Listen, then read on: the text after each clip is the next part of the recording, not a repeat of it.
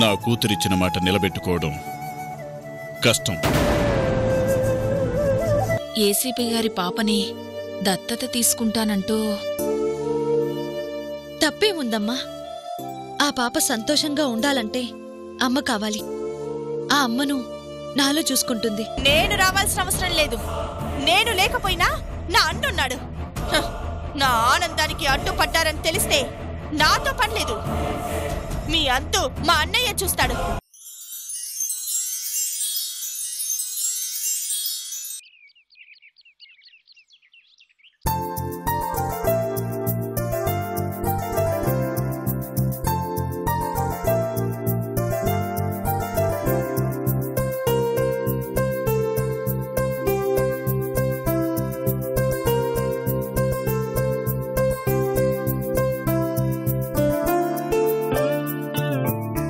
నిన్ననే కదా సర్దావు, మళ్ళీ సర్దుతున్నావేంటి? సర్దాను కాని అచ్చొచ్చినట్టు లేదండి. అందుకే అటు విటు ఇటు వటు మారుస్తున్నానండి. ఓ, వాస్తుదోషమా? ఏమో అయుండొచ్చు కదండి. సరేలే, నీ నమ్మకాన్ని ఎందుకు కాదనాలి గాని కోర్టు నుంచి వచ్చేసరికి ఇల్లంతా శుభ్రంగా ఉంచు. చాలా రోజుల తర్వాత అల్లుడు గారి ఇంటికొస్తున్నారు.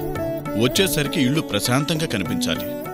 అవన్నీ నేను చూసుకుంటాను గాని ముందు మీరు వెళ్ళి అల్లుడుగాన్ని తీసుకొచ్చే సంగతి చూడండి. వెళ్తాం గాని. అవును, అమ్మాయేది? వస్తున్నా నాన్న. ఈ టైంలో ఎక్కడికి వెళ్ళావమ్మా? ఈ కవరేంటి? ఆయన రాగానే పాత డ్రెస్లు ఎందుకని ఈ కొత్త డ్రెస్ తెచ్చాను నాన్న. ఏది ఇటివ్వు.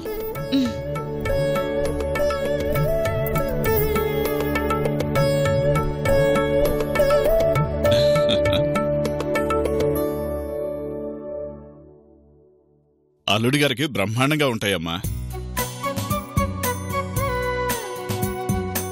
చూడవే, ఏ రోజైనా నా కోసం ఇలాంటి బట్టలు తెచ్చావా?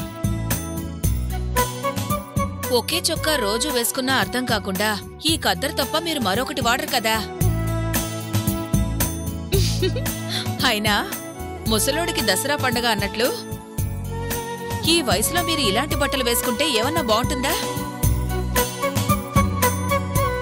ఎవరే ముసలోడు? ఒక్క చేత్తో కింటా బస్తా తిరిగేస్తా. నేనా ముసలోడ్ని? క్వింటాల్ బస్తా తిరగేస్తే కుర్రోడు, లేదంటే ముసలోడనా మీ ఉద్దేశం? ఏ బస్తా తిరగేసినా ఒంటి మీదకొచ్చిన వయసు ఎక్కడికి పోతుంది? ఇది ముసలైపోయి నన్ను ముసలోని చేస్తుందమ్మా. అయ్యా కుర్రా రఘురామయ్య గారు, కోర్టుకి టైం అవుతుంది, త్వరగా బయలుదేరండి. మాకు గుర్తుందలే అమ్మా ముసలి జానకమ్మ గారు. మీ నాన్న ఎగతాళి చేస్తుంటే నీకు నవ్వులాటగా ఉందా? సరే సరే, ఇదిగో ఎందుకు ఏడుస్తావు గానీ మేము కోర్టుకెళ్ళొస్తాం. వచ్చేసరికి ఆ దిష్టికి కావలసిన ఏర్పాట్లన్నీ చేసి పెట్టు. ఆ విషయం నాకు ప్రత్యేకంగా చెప్పాలా? ఏదో ఒక మాట చెప్పాలి కాబట్టి చెప్పాను లేవే. అమ్మా బయలుదేరదామా? వెళ్దాం నాన్న. అమ్మా, ఈ డ్రెస్ తీసి దేవుడి దగ్గర పెట్టు. సరే. అలాగే ఆయన వచ్చేసరికి ఆయనకిష్టమైన కూరలు చేసి పెట్టమ్మా. వచ్చాక చేద్దాంలేమ్మా. ఆయన ఇంటి తిండి తిని చాలా రోజులైందమ్మా. రాగానే ఆయనకు కడుపు నిండా అన్నం పెడితే నాకదో ఆనందం.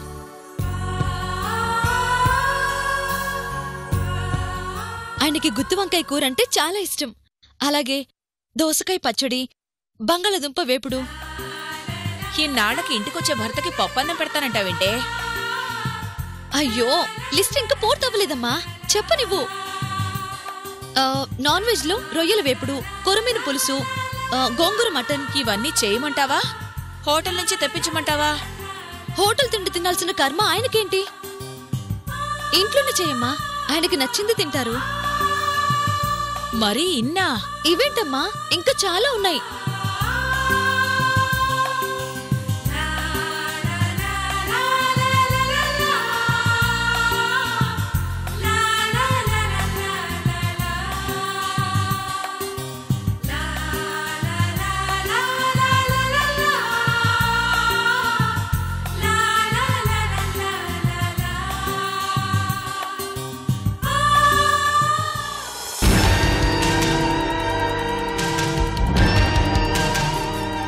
సార్, ఊర్మిళని తీసుకెళ్ళడానికి అన్ని ఏర్పాట్లు పూర్తయ్యాయా? పూర్తయ్యాయి సార్.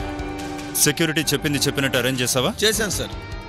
సిటీ మధ్యలోంచి తీసుకెళ్ళడం ఎంతైనా రిస్క్తో కూడుకున్న విషయం. సో రెగ్యులర్ రూట్లో వద్దని కొత్తగా ఏ రూట్లో వెళ్లాలో చెప్పావా? చెప్పాను sir. This is the route map sir. రెగ్యులర్గా టోలీ చౌకీ, మెహదీపట్నం, లకిడి కబోల్ మీదుగా తీసుకెళ్తుంటాం. ప్లాన్ మార్చి బంజారా హిల్స్, ఫిల్మ్ నగర్ మీదుగా తీసుకెళ్దాం అనుకుంటున్నాం. బట్ మీరు చెప్పాక రూట్ మార్చి మాదాపూర్ మీదుగా ఈ రూట్లో తీసుకెళ్తున్నాం సార్. గుడ్.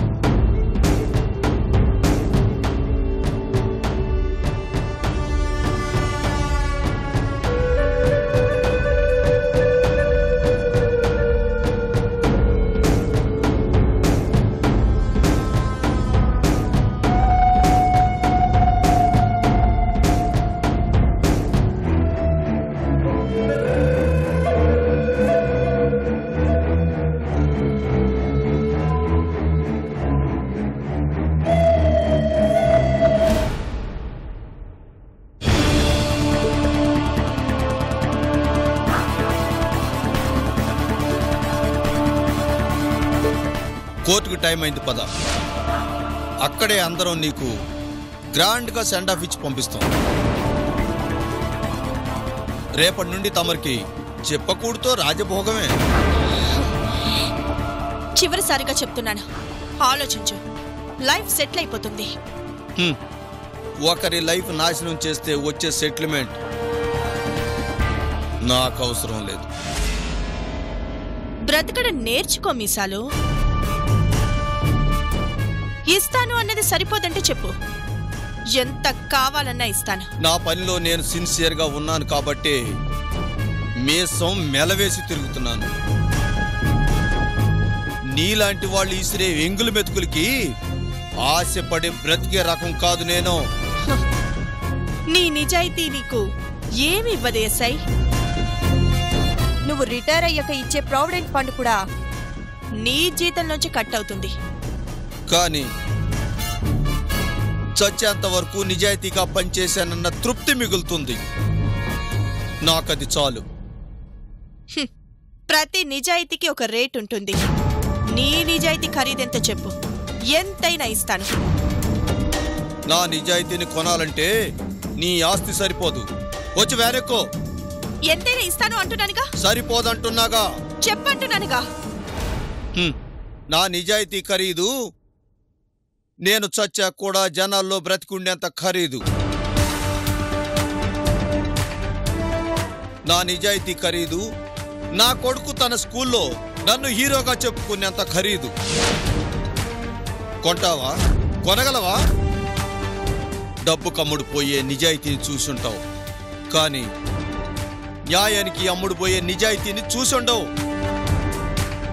న్యాయం కోసం అమ్ముడు పోవడం కాదు, ప్రాణమిస్తాను. ఏయ్, వదిలేస్తే మాట్లాడుతూనే ఉంటుంది. తీసుకెళ్లి వ్యాన్ ఎక్కించండి.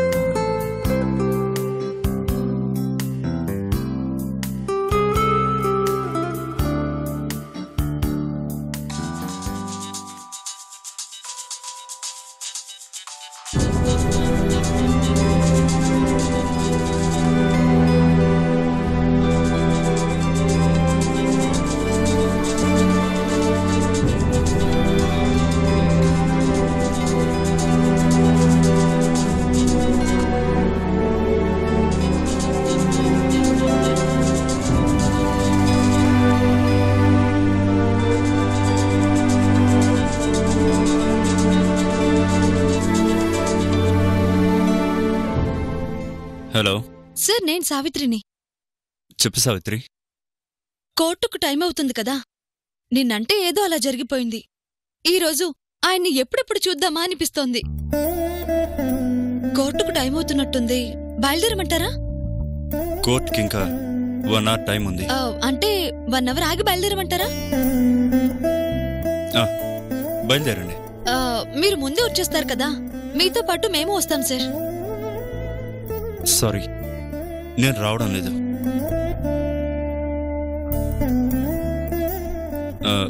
నాకు సిపి గారితో మీటింగ్ ఉంది. మీరు రాకుండా ఎలా సార్? నాతో పనే ఉంది, అన్ని ఏర్పాట్లు చేశాను. ఆ టైంకి మీరు వెళ్తే సరిపోతుంది. ఇంత చేసి ఆయన వచ్చే టైంకి మీరు లేకపోవటం ఏంటి సార్? వచ్చే అవకాశం ఉంటే వచ్చేవాడిని కదా సావిత్రి. మీరు వెళ్ళండి, నాకు కుదరదు. బాయ్.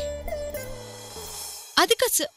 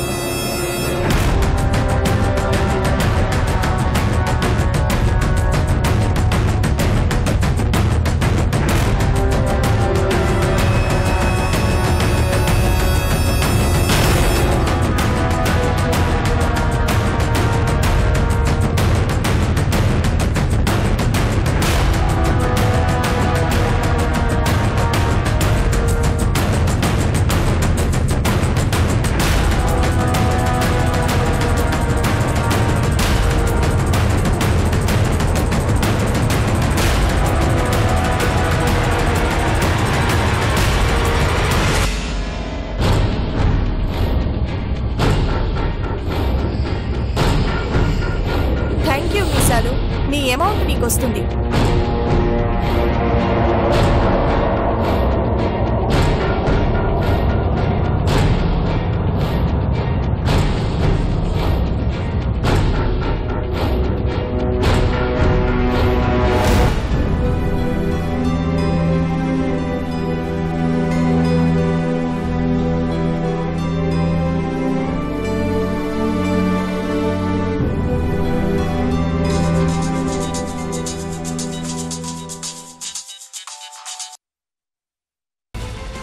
సార్, ఊర్మిళ కోర్టుకు తీసుకెళ్లే దారిలో కొంతమంది గూండాలు స్మోక్ బాంబులేసి ఊర్మిళ తప్పించారు సార్. ఎస్కార్ట్గా ఇంతమంది ఉండి కూడా ఏం చేయలేకపోయాం సార్. ఊర్మిళ తప్పించుకుంది సార్.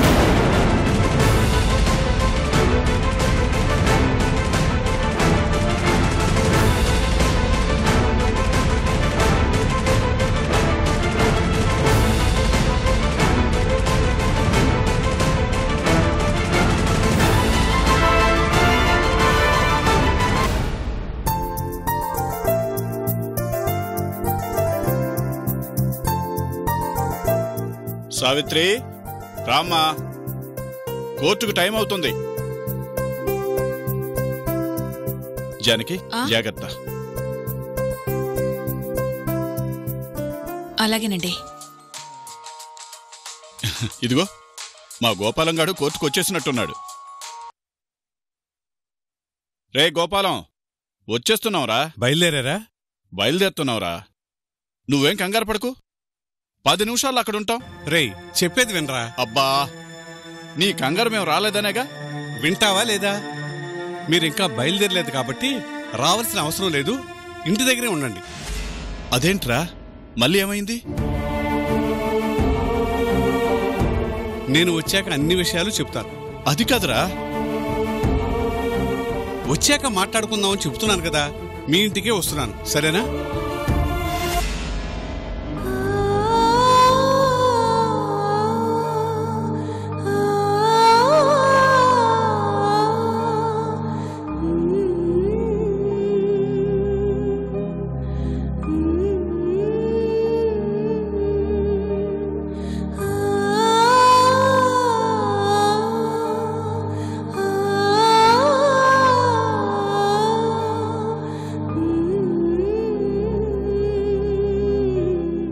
ఏమైందండి?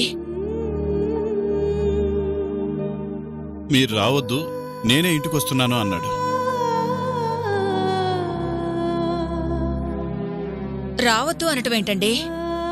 నిన్న ఆ రాక్షసి ఏదో చేయి కోసుకుందని వాయిదా వేశారు. మళ్ళీ ఈ రోజేమైందట? విషయం ఏంటో చెప్పలేదు. వచ్చాక మాట్లాడుకుందామని ఫోన్ కట్ చేశాడు. అసలేం జరుగుతోందండి? తీరా నిన్న బయలుదేరాక రావద్దు అన్నారు. ఈ రోజు కూడా అదే పరిస్థితి. ఏం జరిగిందో ఏంటో వాడు వస్తే గాని తెలీదు.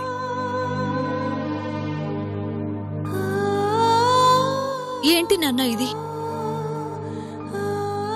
ఈరోజు ఎట్టి పరిస్థితుల్లో ఆయన బయటకొస్తాడు అన్నారు. ఇప్పుడు మనల్ని రావద్దు అంటున్నారు.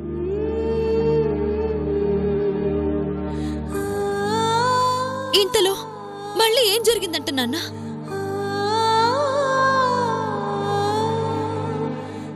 నేనింత కష్టపడి నా భర్త ఏ తప్పు చేయలేదు అని నిరూపిస్తే నిర్దోషిగా ఆయన్ని బయటికి తీసుకురావడానికి ఎలా ఎదురు చూడాల్సి వస్తుందేంటి?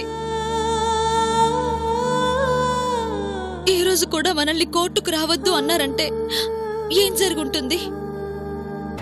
ఆ ఊర్మిళ పారిపోయింది. సారీ, పారిపోలేదు, పారిపోయేలా చేశారు. మీరే చేశారు.